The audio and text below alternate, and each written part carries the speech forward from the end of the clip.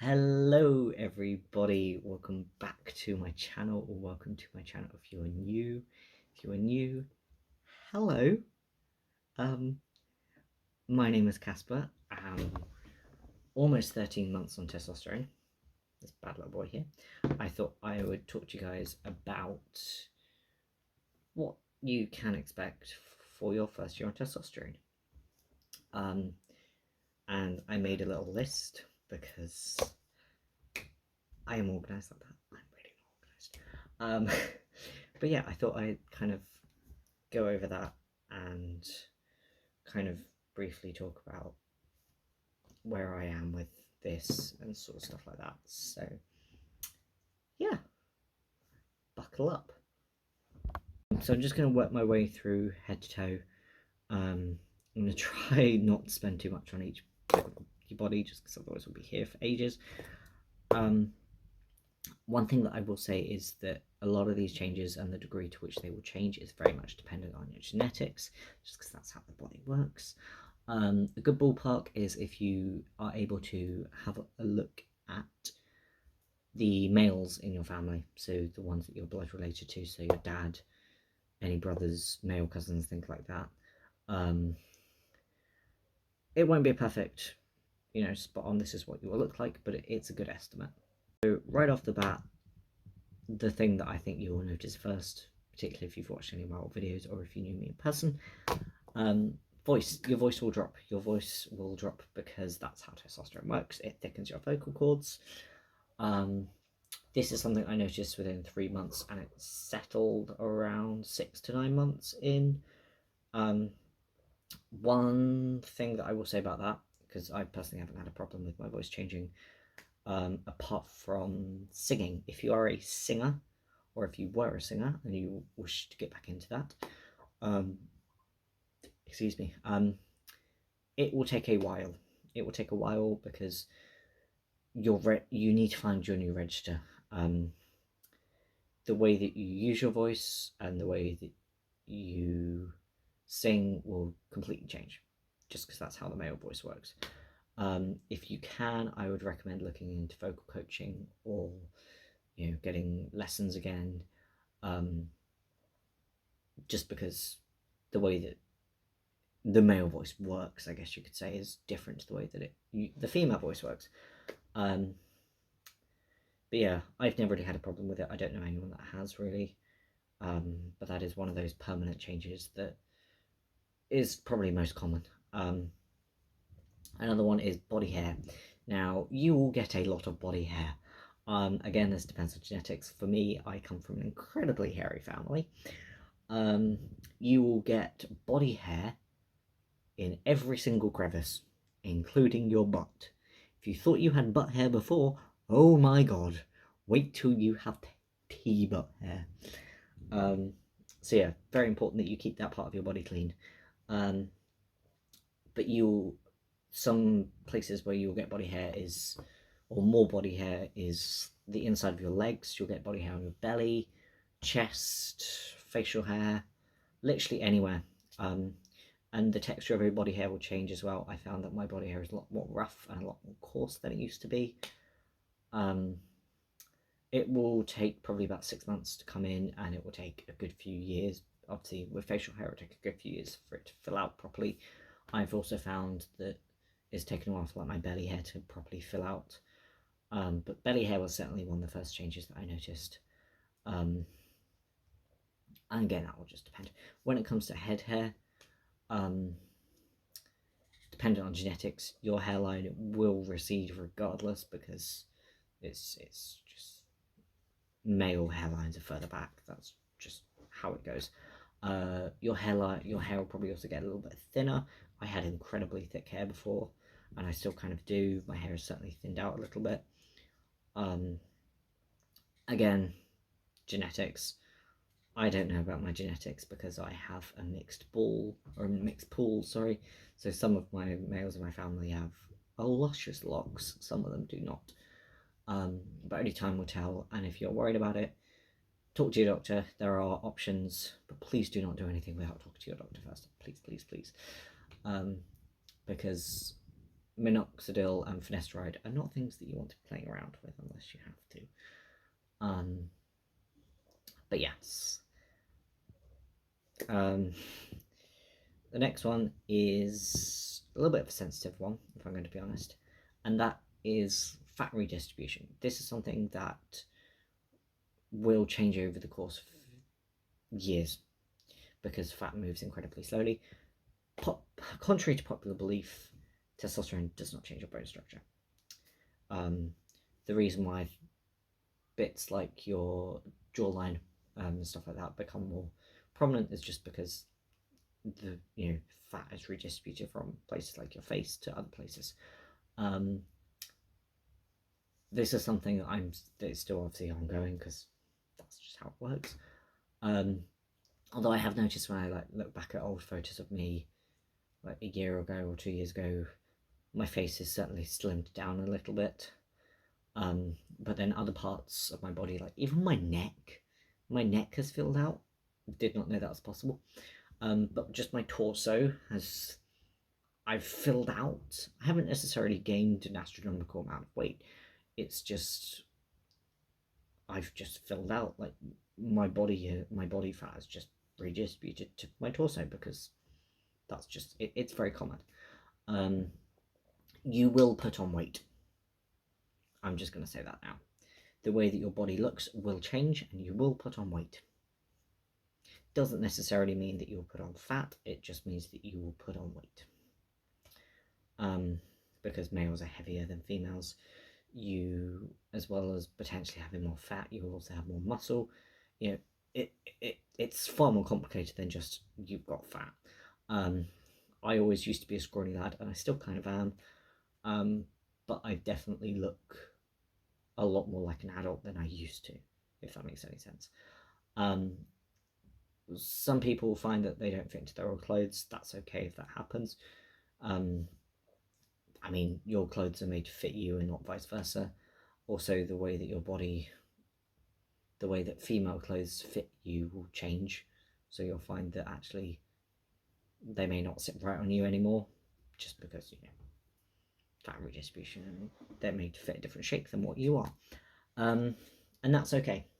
That is okay. I find that when it comes to like strength and stuff, I wouldn't necessarily say that I'm stronger. I'm still weak as hell. But I find that I have a lot more stamina when it comes to like exercise, and I find it a lot easier to exercise, and I find it a lot easier to do things, more strenuous things that I may have struggled with beforehand. I probably still struggle with them, but they're a lot easier than they used to be. And I find that also you will put on muscle a lot easier than you used to. Doesn't necessarily mean that you'll become ripped as soon as you take testosterone. It just means that it might come a little bit easier to you than it used to. But yes, that's something that I'm just going to put out there and say now. The last body change that, again, I'm not going to go into too much detail with, for obvious reasons, is bottom growth. Bottom growth and menstrual cycles. Bottom growth is something that I noticed within a few weeks. This I have found is incredibly dependent on the person. I mean, I know what these are, but let me explain. This is something that I was incredibly nervous about when starting testosterone. And I think that's just because we don't talk about it very much, and I think understandably so. People are very uncomfortable when it comes to that part of the body. I personally, when it came to like actually having like that part of my body growing, I never had a problem with it. It was never painful. But I have heard from other trans people who have said it is uncomfortable, it is painful, I can feel it growing, it gets annoying. But for me, I've never had a problem with it. I can't really say much from that side of things just because I'm asexual, so I don't have a sex drive at all. I have no interest in that side of things. I know some people have found that they've had like erections and their libido has increased and things like that. For me, that never happened, but I never had anything like that to begin with anyway. But yeah, one thing that I will say though is if you are interested in what it will look like, then r/ftm porn is your place to go, because there are a lot of people on there who have uploaded that part of their body to the internet, and I think fair enough. If that's what they want to do, that's what they want to do. But if you are nervous or anxious about it, that's the place to go, because it's easily accessible, and if you choose to use those photos for other purposes, then that's up to you. When it comes to menstrual cycles, most people find that they stop within a couple of months. Do not be concerned if your cycles do not stop, because I know of plenty of trans-masc people who have been on testosterone for years, their T levels are normal, and they're still having cycles. No one really knows why. It's just one of those things. There are routes that you can go down. Again, please do not do anything without talking to your doctor first. So you can take hormone blockers, things like that, that will kind of add an extra barrier for that. I found that mine stopped within a month or two. I found that because my levels have massively changed over the course of the year, that when my levels were lower, I found that those kind of symptoms did return. So it's one of those things that when you stop, or when you do have low levels, if they did stop beforehand, then they will come back. So that's all the physical changes. I do just want to quickly talk about emotions. I won't talk about this for too long, hopefully. But I have found that since starting testosterone, that the way that I express my emotions has changed. And what I mean by that is I cannot cry. And I have not been able to cry since I started testosterone. And I know that correlation doesn't equal causation, but you put two and two together and make four. So that's certainly a fun thing, because I feel that crying is incredibly important and incredibly beneficial to emotional regulation. I've also found that I am incredibly quick to anger. So when something goes wrong, my immediate emotion is anger, which is not great. At the moment, I'm taking that anger out on myself, which is kind of fine for the time being, but I know that there's going to come a day where I will start taking my anger out on other people, which is not beneficial for me, and certainly not beneficial for the people around me.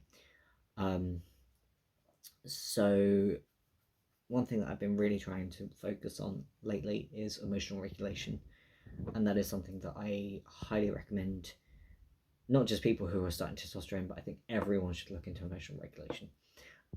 Emotional regulation is kind of one of the cornerstones of a type of therapy called DBT, or dialectical behavioral therapy.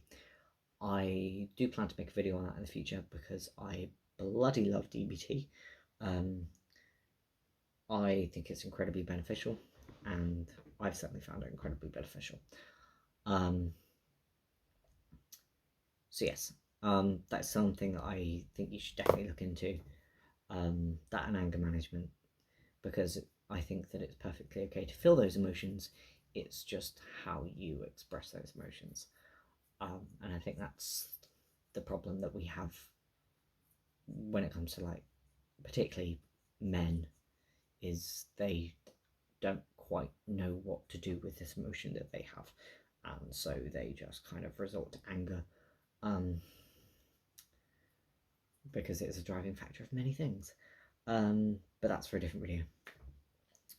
But that's just something that I've certainly tried to focus on. I know that it's further complicated with my mental health conditions and my autism, because the conditions that I have, a very common trait of those conditions is feeling emotions intensely, or more intensely than the average person,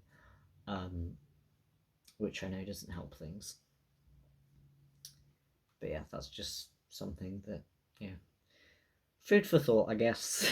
Yeah, that was about 15 minutes of me rambling about how your body will change with testosterone. I apologize about how long that was.